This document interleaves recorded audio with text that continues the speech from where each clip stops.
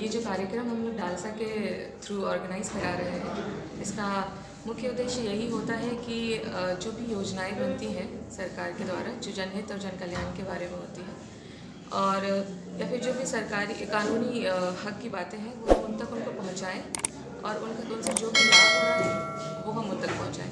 Actually DALSA काम क्या करता है? डालसा एक समझ लीजिए कि पुल की तरह है जो एक सरकारी विभाग और आम आदमी के बीच का है। ठीक है, हम कोशिश यही करते हैं कि हम आम आदमी की बातें सरकार तक पहुंचाएं और सरकार की जो भी सुविधाएं हैं उन तक पहुंचाएं।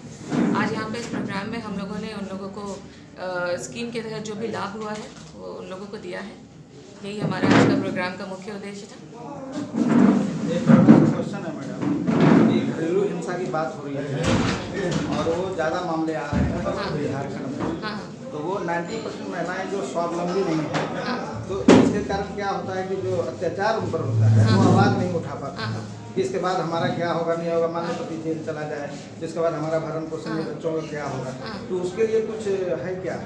बिल्कुल है। आप अगर देखिए, आप डोमेस्टिक वायलेंस का केस है तो आप किसके ऊपर कर रहे हैं? ज़्यादातर अपने पति के ही ऊपर कर रहे होंगे। ठीक है, तो ये तो बनता ही है कि अगर उस केस में उनकी अगर जीत होती है तो पति को तो कुछ प्रॉब्लम होगा ही। हम लोग ट्राई यही करते हैं कि जो भी कंपनसेशन बन सकता है उनके लिए, ताकि उनका आगे का भविष्य अच्छा रह सके, वो हम उससे वो कंपनसेशन दिलवाते हैं। और वो दिलवाते भी उनके पति के ही थ्रू है, क्योंकि उनके ही वजह से ये सारी प्रॉब्लम हुई रही है। तो हम लोग का काम ही यही है कि हम उसका एक ये रखते ही है, कॉलम ही रखते हैं, ताकि उस महिला को कंपनसेशन मिल सके।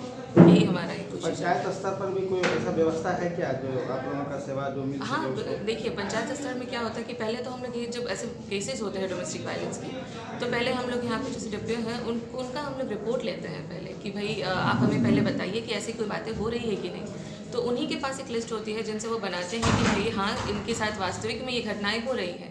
ठीक है, उनके ही रिपोर्ट पे हम लोग वो केस आगे ले जाते हैं और उनके ही, मतलब हम एक तरीके से कहें कि उनके ही पर बेस्ड है, उनका ही रिपोर्ट से हम आगे काम करते हैं और उनके ही रिपोर्ट पे हम ये रहते हैं कि हाँ, इनके साथ ऐसी घटनाएं हुई है। इस तरह का सिविल में कौन सा केस है इसके अंदर में आ सकता है?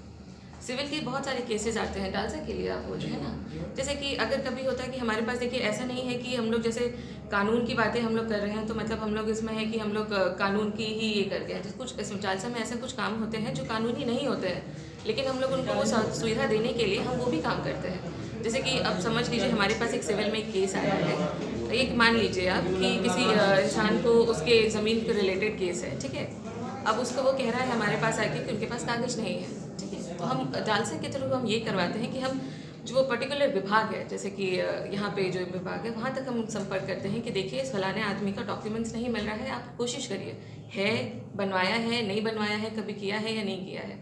हम उतना तक कर रहे हैं कि आम आदमी के लिए डालसा ये काम भी करता है कि हाँ, सिविल में हम आपके लिए संपर्क करें एक पर्टिकुलर डिपार्टमेंट से कि आप उनका डॉक्यूमेंट्स है तो वो निकाल के उनको दे दीजिए, इनको दिक्कत हो रही है, और उसके बेसिस में फिर हम उनका केस आगे निकालते हैं। क्योंकि हम सिविल में भी ये सारे काम करते हैं, डालसा ये भी काम